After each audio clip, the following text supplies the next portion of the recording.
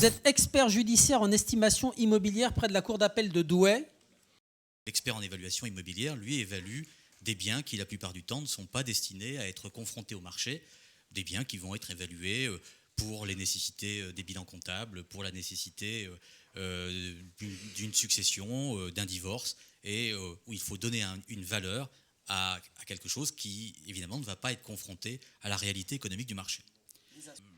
Il a l'obligation de mettre en œuvre des diligences, de déterminer, de regarder le type de propriété, etc., de regarder la constructibilité d'un terrain, s'il évalue un terrain, mais évidemment, il va y avoir un certain nombre d'éléments objectifs que l'expert peut déterminer et un certain nombre d'éléments subjectifs que l'expert n'est pas en mesure de déterminer au moment où l'immeuble va être vendu. Les experts se sont rassemblés dans une norme nationale.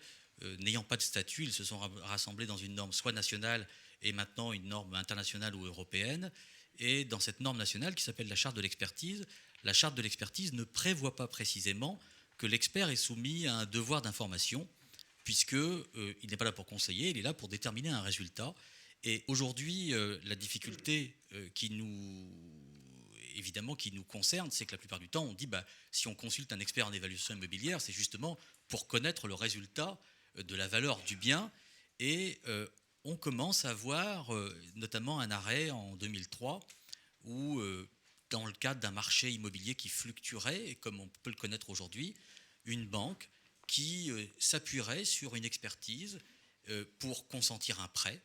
Et si au moment où vous n'honorez plus votre prêt, cette banque saisit le bien et obtient la réalisation d'un prix, elle constatera à ce moment-là la différence, ce que veut dire la différence entre un prix et une valeur. Et évidemment, si ce prix n'est pas à la hauteur de la valeur qui était attendue, eh bien, ça peut amener un certain nombre de conséquences. Les actions en responsabilité sont aujourd'hui assez rares parce que finalement, et j'allais dire, voire même exceptionnelles, parce qu'on a pu constater que finalement, pour qu'il y ait responsabilité, il faut qu'il y ait soit un statut qui soit fort, mais comme je vous l'ai dit, les experts en évaluation immobilière n'ont pas de statut, ou quasiment pas, sauf pour l'expert de justice et l'expert foncier, mais c'est marginal. Il faut donc qu'il y ait un statut fort ou une obligation de résultat. Comme nous n'avons pas d'obligation de résultat et que nous n'avons pas de statut, finalement, la responsabilité est assez modérément engagée et surtout retenue. On peut penser qu'à l'avenir, on va avoir une transposition entre cette problématique de la valeur, notamment en période de crise.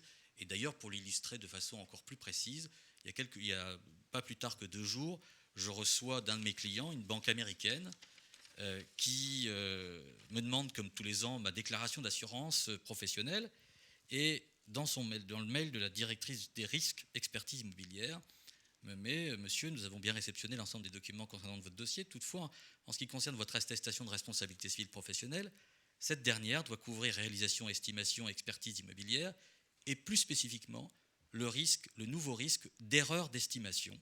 Dès lors, merci de bien vouloir nous faire parvenir une nouvelle attestation. Ce sont bien des Américains. Ce sont les Américains, il n'y a aucun doute.